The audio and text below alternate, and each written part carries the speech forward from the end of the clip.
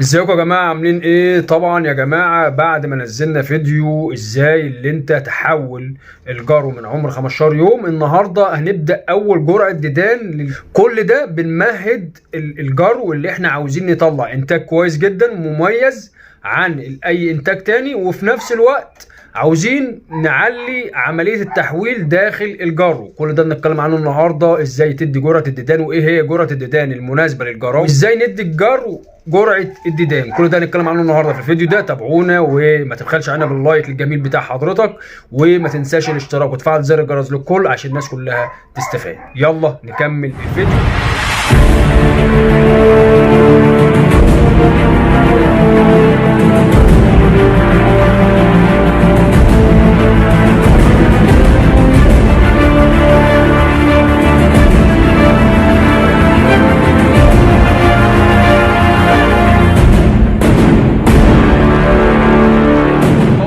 معاك ابو مصطفى من قناتكم فيروس كلاب القاهره. تحياتي ليكم، تحياتي الناس المشتركه معايا القناه، تحياتي لجميع مربين الكلاب وغات الكلاب في مصر والوطن العربي. تحياتي للجميع، رب تكونوا بخير. رجعنا لكم من جديد فيديو جديد النهارده. طبعا الجراوي دي عمر بالظبط كده 20 يوم. الجراوي دي كده عمر 20 يوم. دول انتاجنا بفضل الله، الحمد لله بفضل ربنا. زي ما انتم شايفين الجراوي دي عمر 20 يوم، مش 30 ولا 40 يوم ولا 45 يوم. لا، الجراوي دي بفضل الله الاحجام دي عمر لسه 20 يوم ان شاء الله بامر الله. زي ما احنا قلنا الجراوي دي من الساب الجيرمان، من الجيرمان شيبرد. انتاجنا يا رب. الجراوي دي عمرها 20 يوم. النهارده هندي لها اول جرعه ديدان زي ما احنا قلنا. اللي انت تتابعنا هتلاقي كل حاجه جديده.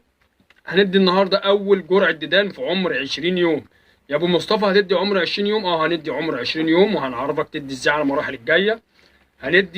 بندي دلوقتي عشان الجرو يبقى يملى ويتغذى اكتر، وبحيث ان احنا بنبتدي نمهد المعده بتاعته، وبنبتدي نغير المعده بتاعته من لبن الام. زي ما احنا قلنا من الزبادي، بدانا معاهم من الزبادي من عمر 15 يوم لحد 20 يوم، وهنبتدي ندي ليهم اول جرعه ديدان. لو انت حابب تتعرف على الكلام ده وتعرف كل الجديد وتعرف اللي انت ازاي تنتج جرو محترم، عاوز تعمل الطريقه بتاعتي مفيش فيها مشكله. كل واحد ليه ثقافاته وكل واحد ليه نظام، وانا بعمل كل ده او اي حاجه بعملها على عينك يا تاجر. يعني ما بقولكش زي بقيت حد ادي كذا وادي ماذا وهو مش عارف عواقبها او مش عارف مكاسبها، وفي نفس الوقت هو حتى كمان بيقول نظري.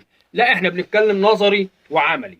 تمام. زي ما انتم شايفين كده يا جماعه، ادي الجراوي بتتمتع بصحه جيده. طبعا جرعه الديدان يا جماعه لما تيجي تديها للجرو ما ينفعش تديها للجرو والجرو تعبان او عنده خمول او عنده رشحه او عنده برد او عنده اي حاجه لا قدر الله، عنده اسهال ولا اي حاجه. ما ينفعش، لان جرعه الديدان الجرعه الوحيده، مش جرعه الديدان اللي انا بديها لهم للكلب، لا، جرعه الديدان عامه الجرعه الوحيده بتعمل مشكله للكلب. لو انت لو الكلب او الجرو ما بيتمتعش بصحه جيده، لازم اللي انت تدي الجرو جرعه الديدان بالذات وهو بيتمتع بصحه جيده، سواء جرو او كلب.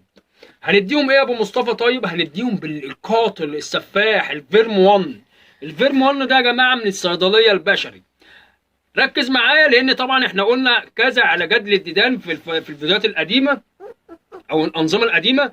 طبعا الفيرم 1 ده انا شغال بيه من ساعه ما انا نشأت في حكايه الكلاب وغايات الكلاب، بيجيب معايا نتيجه فعاله جدا جدا جدا. طب الجرو ده لسه عمره 20 يوم. احنا قلنا الحبايه لجميع اعمار الكلاب، بس من عمر 20 يوم هندي نص حبايه، وبعد 10 ايام ندي نص حبايه، وبعد 10 ايام ندي حبايه كامله. يكون الجرو بقى عنده 40 يوم، لان الحبايه الكامله بتتاخد من عمر 40 يوم. بس انا عاوز ابدا انشط المعده وابدا انشط الجهاز الهضمي وابدا انشط واقتل اي طفيلات داخليه او اي ديدان داخل المعده اللي هي اتكونت من خميره اللبن او اللبن الام اللي هم اتغذوا عليه والزبادي والحاجات دي كلها.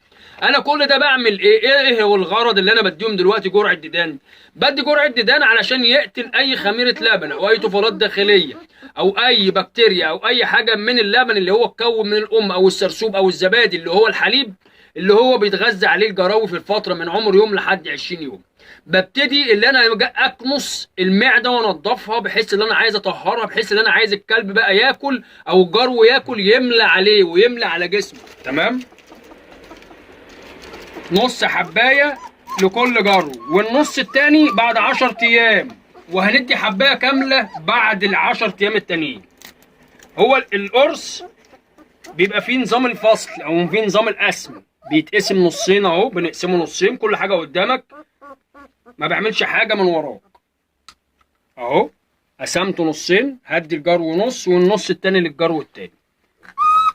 بفتح بق الجرو كده والقم له بالراحه طبعا اهو، وادي الجرو التاني هياخد النص التاني عادي عادي. تمام كده يا جماعه. انا ممكن ادي قرص كامل، لا انا عايز امشي واحده واحده مع الجرو. طبعا يا جماعه دي التالتة اهي، الجرويه التالتة هنديها بس اهي.